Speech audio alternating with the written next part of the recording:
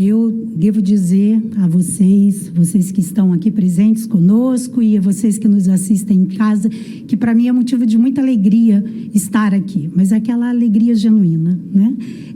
Acho que todos nós vivemos um momento muito importante nas nossas vidas. A gente vai falar aqui hoje de mudanças e certamente todos nós aqui, eu acho que hoje já somos mestres e quem sabe até doutores em mudanças, né?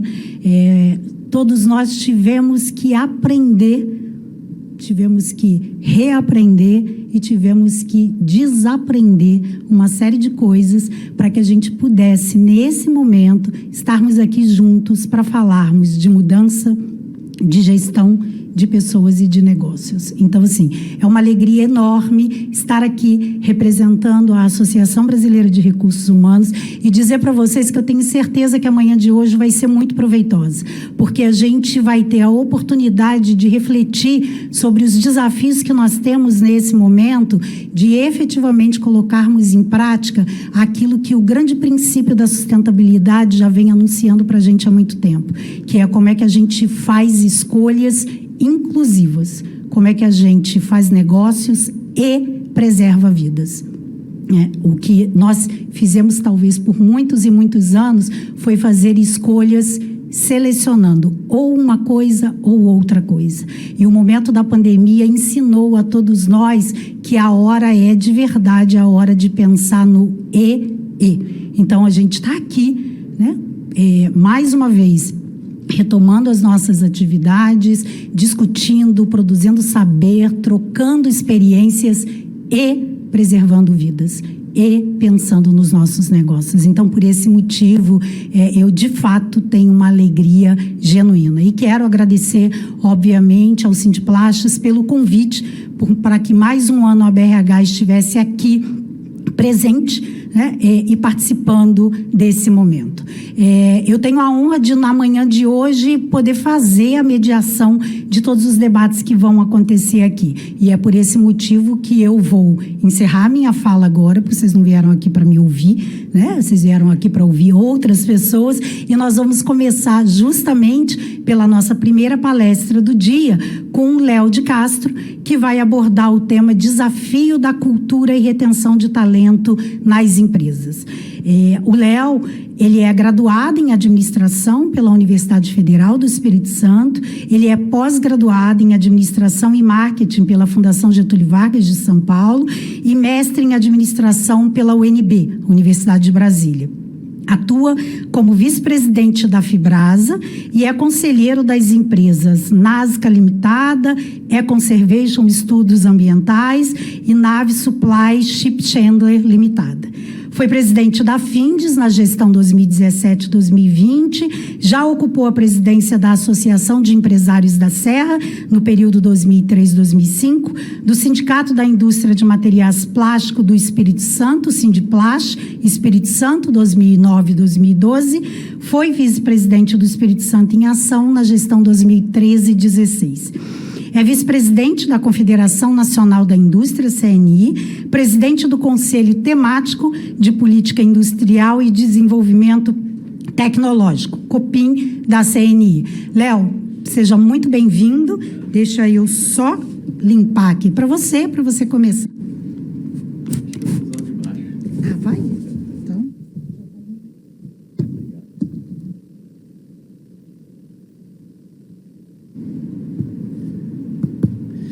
Bom dia a todos.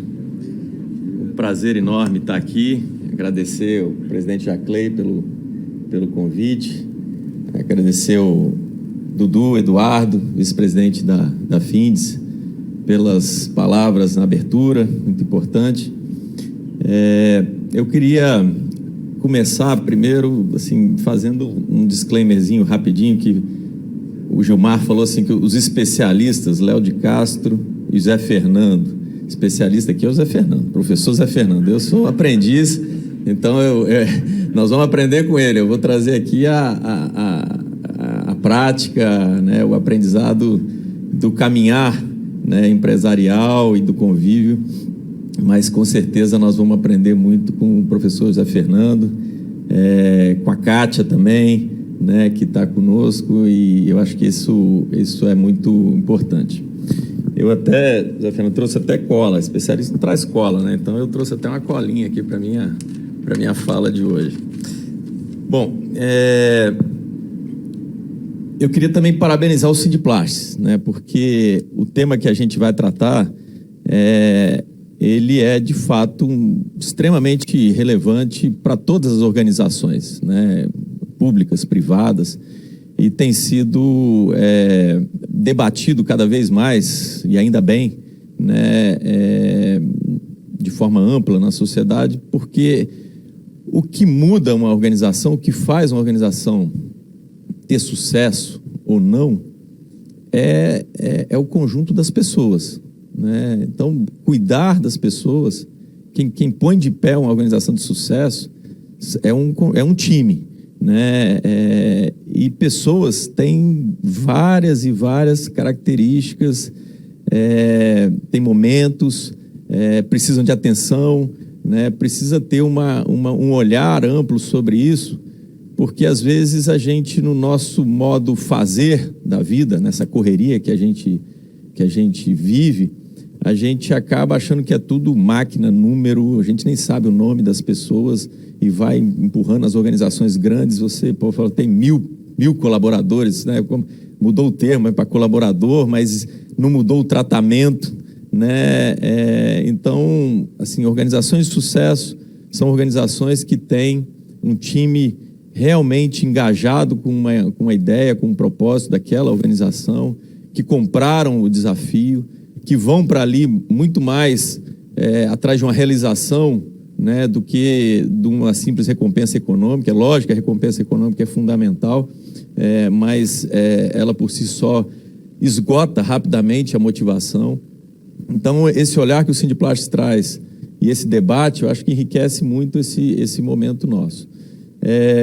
Quando a gente estava discutindo com o Gilmar o tema que ele falou, não, vamos lá falar um pouquinho, Léo, levar a sua experiência, a gente construiu essa questão da cultura e da retenção de talentos, porque são temas também assim, de enorme importância e necessário a gente aprofundar o conhecimento sobre esses temas, para a gente não ser superficial no tratamento deles, para que de fato a gente leve isso para o nosso dia a dia, né? Para cada minuto que as lideranças que estão aqui acompanhando estiverem cuidando das suas equipes, que elas fiquem atentas a isso, né? Atentas a isso, porque a cultura, pelo óbvio, né? A cultura é o óbvio, mas não tão óbvio para muitos, né? A cultura, porque a cultura diz como é a empresa, como é a organização, como as coisas são feitas naquela organização, como as pessoas conduzem o dia a dia daquela organização.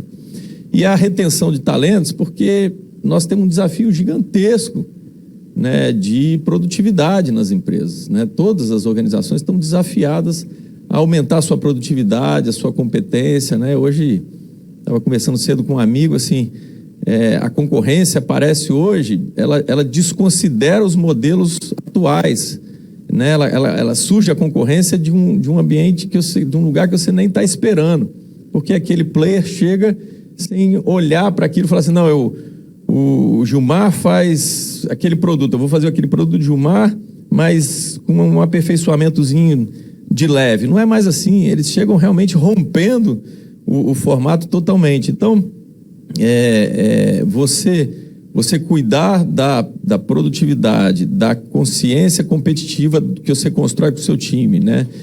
Manter esse talento ali perto de você é fundamental para que a organização de fato possa evoluir. O professor Falcone, que é uma liderança no tema no Brasil, ele quando fala de produtividade, ele fala assim, esquece produtividade, tratar produtividade se você tem turnover acima de 2% na sua organização, né? É uma coisa assim que parece óbvia, mas nós, especialmente aqui no Espírito Santo, né, as nossas indústrias, elas convivem com um turnover gigantesco e a gente conversa entre nós e fala assim, não, isso é normal, é uma coisa da região, né? Aí sai com essa desculpa genérica e todo mundo segue fazendo a mesma coisa. Então, assim, não Não é por aí. Então, cultura e retenção de talentos e retenção de quadro, de forma geral, são desafios que tem que estar no dia a dia do nosso pensar empresarial. Bom, eu estou aqui com o passador? Não, tá, então vamos lá, né? Então, rapidamente, assim, o que é cultura, né? Cultura, como eu falei, é o jeito que as coisas são feitas. Obrigado. De baixo, passa. É o jeito que as coisas são feitas na empresa, né? É o jeito de ser e de fazer da organização. Ele dita como a empresa funciona, como os gestores agem e como os funcionários se identificam com a organização. A cultura, ela é um reflexo da liderança da empresa. Ela é um reflexo direto da posição do presidente, da diretoria, dos gestores, né, que tem o seu modo de operar e que a equipe toda observa aquilo, né? Uma empresa é igual a uma família, os filhos observam os pais. Na empresa, os colaboradores estão observando as lideranças. Então, observando aquilo cria uma forma de fazer, a forma de ser, e aquilo é repetido diuturnamente dentro da organização. Então, isso é a cultura. E é uma coisa, de novo, assim, às vezes a gente passa batido por ela. A gente entra no automático e fala assim, não, nem para refletir de que isso existe, né? Ela está dividida em dois grandes eixos, né? Que é o jeito de ser e de fazer fazer negócio, dia a dia, né? Então, assim, é como eu opero realmente os negócios. Assim, eu coloco o cliente no centro da decisão ou eu, de fato, estou atrás mesmo de lucro puro e dane-se o cliente, né? Assim, eu sou uma organização que está preocupada, de fato, com a inovação e levar a inovação para o mercado, ou eu sou uma empresa que, eu só olho o meu concorrente, copio e dou uma melhoradinha e jogo para frente, né? Assim, quais são os valores que eu uso no dia a dia de fazer negócio na minha organização, né? Quais são os valores que eu me lastreio para poder fazer os negócios? Então, isso é um pouco o jeito de ser e fazer negócio. E tem o jeito de ser e fazer a gestão, né, que está ligado diretamente à questão da liderança, né? Como é que a gestão na organização ela é tocada no dia a dia. Então, cultura, ela divide nessas duas grandes frentes. A cultura determina o sucesso de uma organização, como eu falei, né? Assim, é construída principalmente pelos atos das pessoas que estão na empresa e é implantada ou transformada ao longo prazo. Tocando no tema da pandemia, né? A gente fala das transformações da pandemia.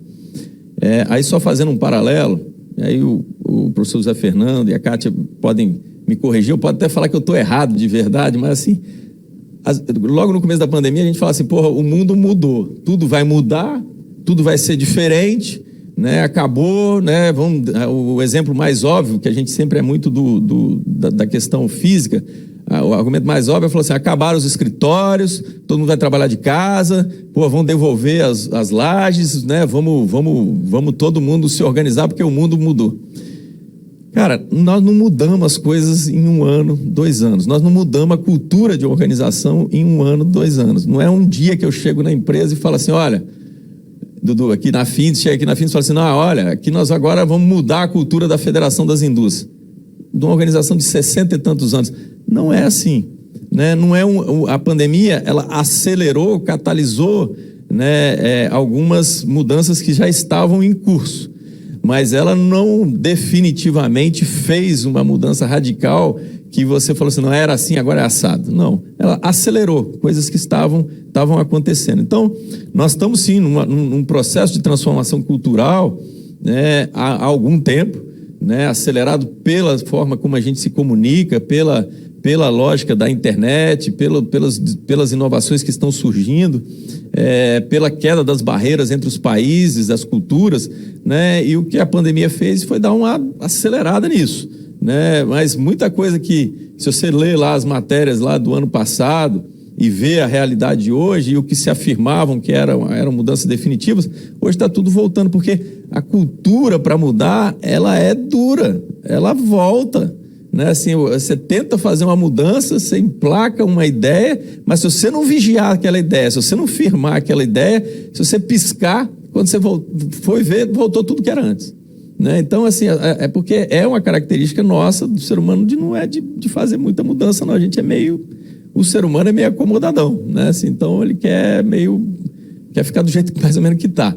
Então, mexer na cultura exige liderança, né? Exige comunicação forte, né? Exige realmente conquistar, né, a confiança, a mente das pessoas para que aquilo que você está propondo, né, aquelas mudanças ou aquela ideia de cultura que você quer para a sua organização, que ela faz sentido para a pessoa. Porque se não fizer, aquilo não fica de pé, né? E hoje, essa questão, né, esse tema, essa questão de transformação cultural, ela virou meio moda, né, no dia a dia nosso. Então, hoje fala-se muito nisso. O lado bom, fala-se muito nisso. O lado ruim, há uma grande simplificação em cima do tema, né? Então, é importante, como tudo que você quer de fato fazer acontecer, você se aprofundar naquele conhecimento, você ter especialistas do seu lado que te ajudam a orientar, a transpassar essa ponte, né, da mudança da cultura, né? Porque não é uma agenda simples, não é uma agenda fácil de ser conquistada, né? É muito desejada, né? Mas não é uma coisa que você, de novo, repetindo, você não faz uma transformação cultural numa organização num prazo curto. Exige muita resiliência, exige muito esforço de liderança, exige muita comunicação, exige muito convencimento e exige muita técnica, né? Então, importantíssimo a gente estar bem assessorado para fazer essa migração e essa atualização do tema cultura dentro das nossas organizações. E lógico que a cultura, ela toca diretamente a questão dos talentos, né? A cultura de uma empresa que pretende atrair talentos, ela tende a ser uma cultura mais permeável, né? Ela induz a experimentação e aceita o erro como parte do processo, né? Ela produz uma autonomia responsável. Então, esses são 3 pontos aqui que eu chamo a atenção de traços, né, de uma cultura, de uma empresa que quer reter talentos. Talento é escasso no mercado, né? A gente vive aí num país que tem 13 milhões de pessoas buscando emprego, mas o que você ouve de nós mesmos aqui que estamos nesse auditório e assistindo é que quando você quer gente qualificada, você não acha. Então, talento é um trem difícil de achar. Então, ter uma cultura que retém, preocupada em reter talento, é fundamental no sucesso das nossas empresas. E existem 2 drivers motivacionais aí para a gente cuidar das pessoas, né? A questão, as pessoas são movidas por propósito e pela recompensa econômica.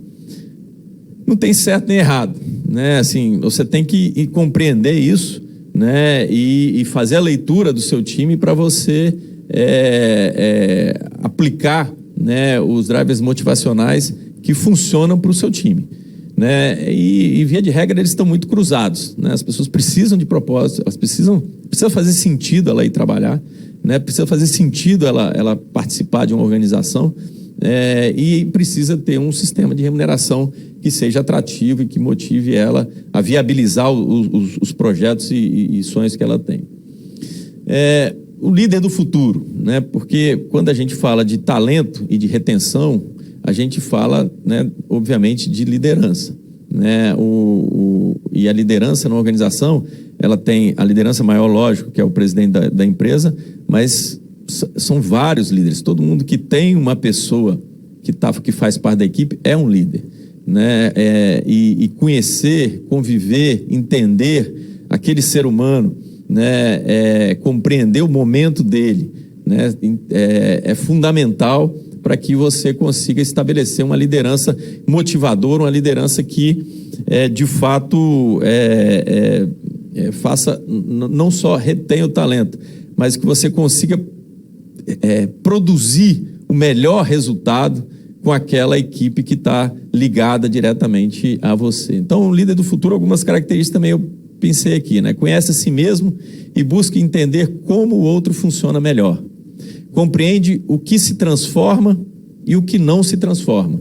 Porque esse outro é uma coisa também que para chamar a atenção, assim, um erro comum. A gente acha que está tudo mudando e tudo tem que mudar. Não é assim também não, pô.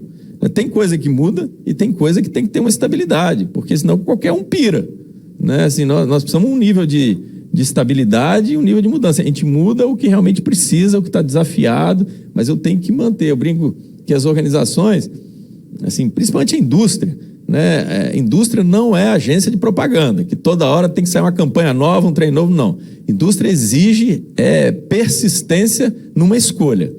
Qual é a escolha que eu quero? Quais os traços culturais eu quero? Qual o tipo de habilidades que eu quero desenvolver dentro da minha organização? Que tipo de talento que eu quero ter aqui dentro?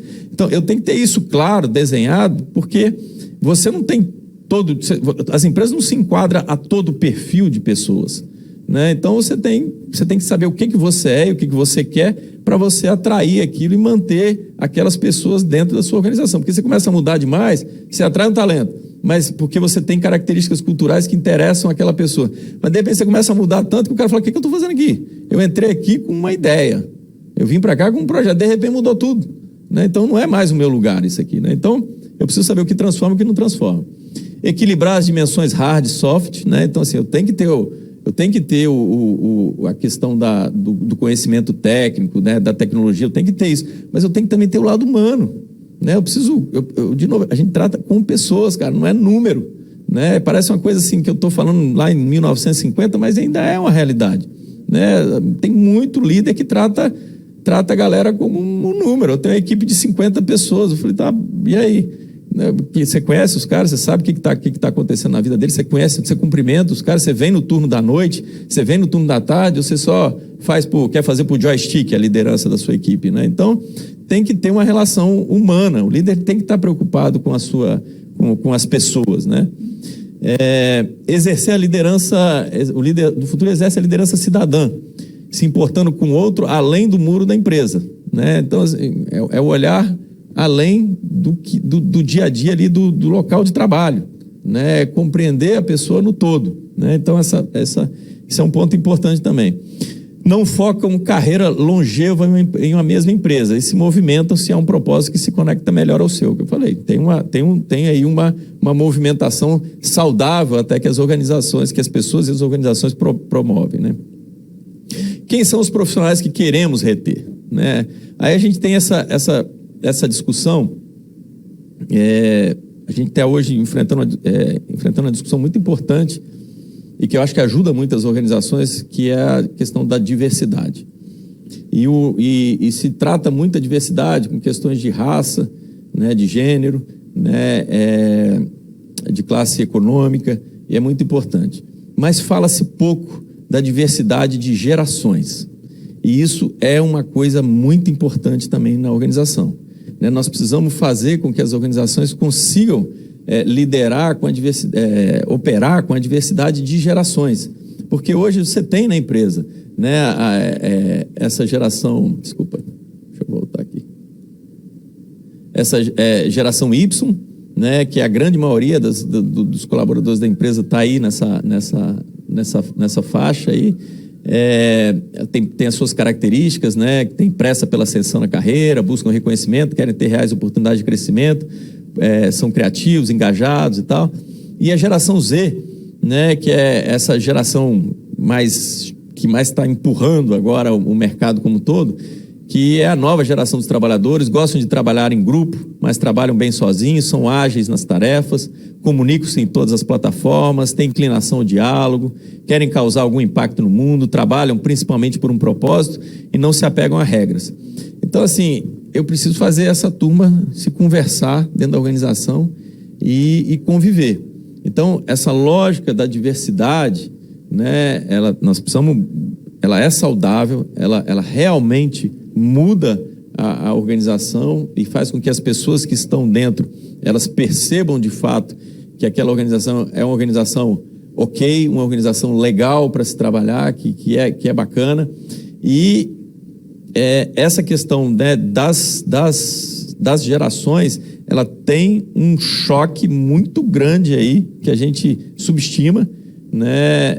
E quando a gente consegue operá-las conjuntamente, tem uma troca muito positiva, né, da experiência, né, com aquela vontade de fazer diferente, com aquele questionamento que é saudável. Então, a gente criar esse ambiente para esse convívio da diversidade de gerações ajuda muito também as organizações. Eu tive um tempo atrás visitando a Nestlé em São Paulo. A Nestlé, que é uma empresa centenária, né?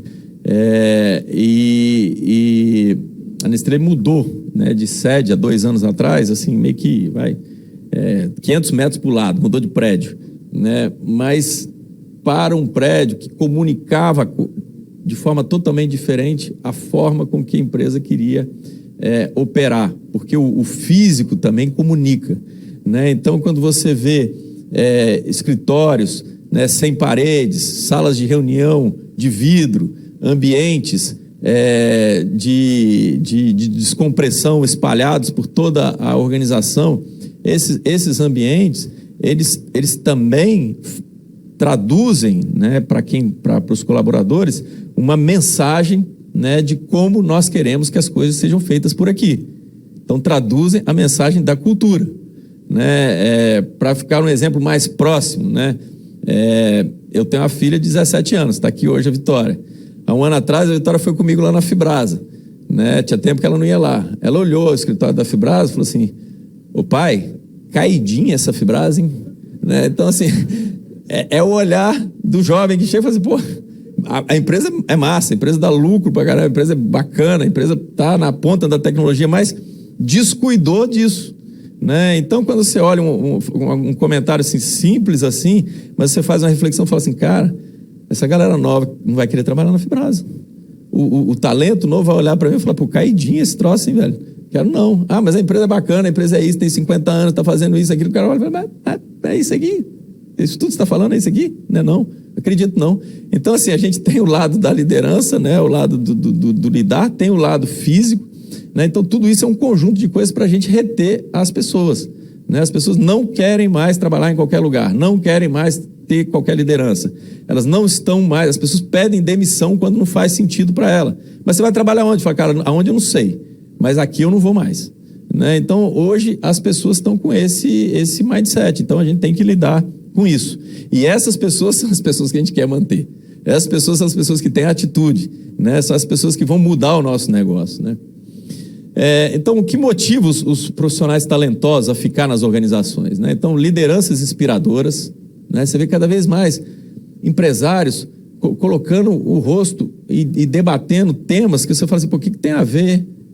Pô, Walter Schalka, que é CEO da Suzano, ficar discutindo esse tema que está colocando aí. Fala: cara, não tem nada a ver com a Suzano. Fala: cara, mas não tem nada a ver com a Suzano, mas tem a ver com a sociedade, né? E as pessoas querem se conectar com empresas que têm uma responsabilidade na sociedade. Então, liderança inspiradora é fundamental. A comunicação clara e eficaz, né? Não basta você ter soltar a mensagem tem que ser compreendida, e cada pessoa tem uma forma de compreender. Você tem níveis na organização diferentes, então compreender. Bom ambiente de trabalho, que a gente falou, expectativas de crescimento, né? Isso sempre. Metas e desafios com propósito claro, né? Então é o porquê. Por que eu quero ter um EBITDA de tal tamanho? Por quê? Eu quero enriquecer o acionista, né? Então tem que ter uma razão maior isso, né? Reconhecimento pessoal e financeiro, segurança e estabilidade no trabalho, liberdade para propor e autonomia de execução, né? Que é a questão, de novo, das pessoas terem o espaço para colocar as ideias dela, ou tentar colocar as ideias dela em prática, ser ouvida, perceber que ela está ali não só para cumprir 8 horas, né? Ela está ali e ela vai ser ouvida por todo mundo, né? Sim. Né? Há especialistas que se fazem na teoria e outros nas práticas. Isso acabou de dar uma aula para a gente aqui, né? Muito obrigado pelas suas considerações. Nós estamos abertos para perguntas, estamos esperando perguntas do público que está online. A gente acabou não combinando com vocês, mas se vocês tiverem perguntas, por favor, escrevam aí rapidinho que eu leio aqui. E enquanto eles pensam, eu queria te fazer uma pergunta. Você trouxe para a gente as questões relacionadas à cultura, e você está corretíssimo. Cultura não muda tão rápido assim, porque nenhuma mudança se faz por decreto, né, Léo? E eu costumo dizer que a mudança, ela dói aqui, né? Como qualquer mudança de hábito. E aí eu queria, como um líder, né, de várias frentes, que você contasse um pouquinho para a gente, na tua percepção, do que você viveu e do que você observou, especialmente nesse período onde a gente já sabia de tanta coisa, né, que a gente ia precisar, enfim, pensar cultura, liderar pessoas de outras formas, abandonar modelos mais físicos e ir para o mundo virtual. A gente já vinha estudando sobre isso, debatendo, mas a pandemia veio, pá, e exigiu da gente isso rapidinho. E no centro disso tudo estão os líderes. E você mesmo, se a gente contar quantas vezes você falou aqui a palavra liderança, e a gente sabe que teve muitas implicações práticas para o ato de liderar, né? Então, você na condição de líder e sendo líder de outros líderes, quais as implicações práticas que você de fato evidenciou? Que dores você identifica que esses líderes têm hoje? E de que maneira, por exemplo, outras lideranças, os profissionais de recursos humanos, que a gente sabe que tem um grupo grande nos assistindo, você entende que podem participar como suporte a essas lideranças? Eu acho que nesse período, esse ano e meio, a grande questão foi esse lado soft, o lado humano, né? Assim, como eu lidar e como eu manter uma equipe que está ainda integrada, que mantém as trocas, que entrega os resultados esperados, distante, né? E convivendo num ambiente, a princípio desorganizado, porque quando você volta, né, quando você ficou em home office, muito, né, eu chamo de desorganizado, não estou chamando a casa de ninguém desorganizado, não, estou falando assim, desorganizado organizacionalmente, né, assim, porque você teve que se readaptar. Então, esse lado soft foi o grande desafio dos líderes nesse período, né, manter a produtividade, manter as trocas, né, manter a velocidade da transformação, estimular aprendizados novos, né, porque as pessoas tiveram que aprender, né, que esse foi o grande ganho desse momento nosso, foi assim, você acelerar a sua velocidade de aprendizado, né, para novas tecnologias, novas formas de fazer. Então, acho que isso foi o grande foco da atenção da liderança, assim como está sendo agora a retomada, né, porque essa construção desse modelo novo, mais híbrido, onde as pessoas perceberam que é possível esse convívio, isso também está sendo um desafio, onde as pessoas fizeram muito um pensar, né, todos nós, né, passamos por uma reflexão de propósito, né, entenderam que a finitude é uma coisa mais presente, né, porque a gente nasce achando que nunca vai morrer, né? A gente acha que vai ser jovem o tempo todo e que assim é a vida. Então, esse momento fez você cair na real e falar assim, cara, tem fim, né? E cada dia é um dia. Então, isso também fez muitas pessoas refletirem sobre o que eu estou fazendo, se faz sentido o que eu estou fazendo. Então, ressignificar isso tudo para os seus liderados, para o seu time, para a sua equipe, para a sua organização, traduzir isso em mensagens que realmente possam tocar a todos, acho que é o grande desafio que nós estamos vivendo, né? Assim, nós saímos diferente desse ano e meio, né? E precisamos reposicionar a lógica de liderança nisso. Legal. Tem uma pergunta que chegou aqui. O que você utiliza para identificar pessoas que possam ser alçadas em funções de maior responsabilidade? Para mim, a maior característica de uma pessoa assim, que eu adoro quando eu vejo é a atitude. Eu tenho outro caso também, caso da vida, né? De uma empresa que também participo, que um dia a gente estava com uma dificuldade muito grande de arrumar um líder para aquele projeto. E um dia apareceu um nome. E por acaso, eu falei, pô, mas esse cara, acho que esse cara é meio devagar e tal. Era a minha opinião, não conhecia, mas era a minha impressão.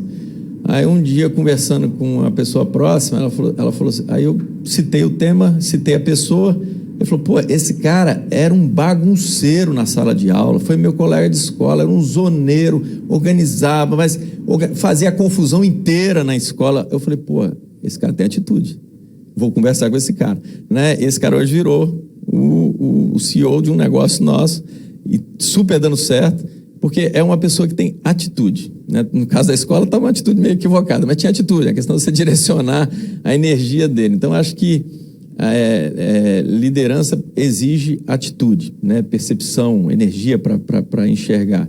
E também eu acredito muito na pessoa que olha para o outro, né? Conversa com você, se colocando no seu lugar, né? Então, acho que também essa empatia, isso também são características que eu valorizo muito. Então, atitude e empatia. Porque o aprendizado do negócio, né, o aprendizado de uma tecnologia, se a pessoa tem atitude, se ela tem empatia, ela resolve isso. Agora, você tem muitas pessoas que têm muito conhecimento específico, mas não tem essas características. Então, assim, para liderar, para mim, eu olho muito isso, atitude e empatia. Léo, obrigada. Eu queria só aproveitar, então, e com base nessa resposta que você deu, fazer aí uma última pergunta para você.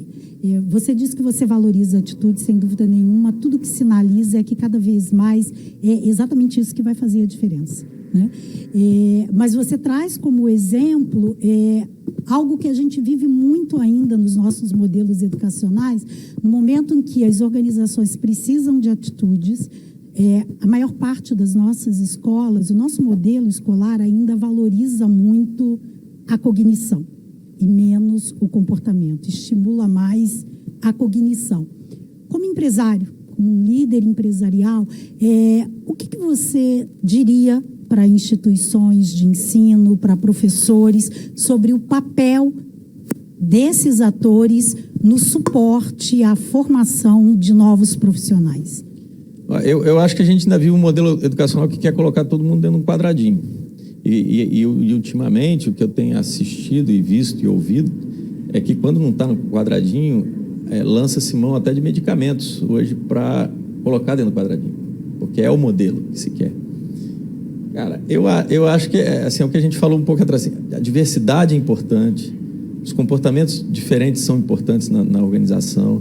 Então, assim, nota não é tudo. Nota não é tudo, né? Lógico que se eu conseguir aliar, a gente tem mania de querer o ótimo, né?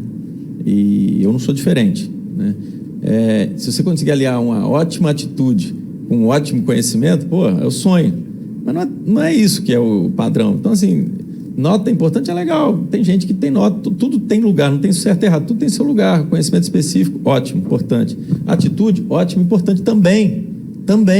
Né? Então, assim, não posso pôr um na frente do outro. E hoje a gente põe só a questão, né, do cognitivo. Fala assim, não, ele precisa, né, ser avaliado e tirar a nota boa, senão ele é ruim, é um menino ruim, a menina ruim. Não é nada disso. Pô, tem as pessoas... A pessoa com atitude, às vezes você também... você tem o lado da atitude, assim, que o cara é para frente, fala muito e tal, e você tem as pessoas também que têm muita atitude, mas são introspectivas. Elas entendem o atalho, elas enxergam o que todo mundo já fez e o que deu certo e o que deu errado, aprende e vai só nos atalhos, né? Então é uma atitude mais silenciosa, mas de resultado brutal, né? Então, assim, eu acho que as coisas precisam, a educação precisa evoluir nessa questão. Temos normas, tem que cumprir na escola também. Estou fazendo apologia, esculhambação não, né? Tem norma, é importante saber que tem regra, né? É importante se compreender quando você está infringindo regras, né? Mas eu acho que você boicotar a atitude dos jovens, você querer engessar o cara, acho isso um pecado, né? Então, os que são muito fortes sobrevivem, né? Porque continuam fazendo, porque é o jeito dele, a natureza da pessoa, ele não consegue parar, ele sobrevive. Mas você tem muito desperdício no meio do caminho mesmo, que você vai batendo, quando o cara aprende a ser para baixo, entendeu? Então, eu acho que essa é uma reflexão que precisa fazer. Não é só o conhecimento, não é só a avaliação, né? É o comportamento, é a atitude, é a vontade, é o querer correr risco. Isso tem um valor enorme na vida, enorme. Léo, a gente quer te agradecer. Pessoal, são 9h25, nós vamos nos despedir. Obrigado, Léo de mais uma Castro. vez, pela Muito obrigada pelas suas importantes contribuições. Nós vamos convidar a quem está aqui para agora levantar, a gente vai fazer um coffee break, vai aproveitar para dar uma esticada, e para quem está em casa, a gente também vai convidar a correr, pegar uma água, um café e continuar com a gente, tá bom? Nós voltamos às 9h35. Muito obrigada, até já.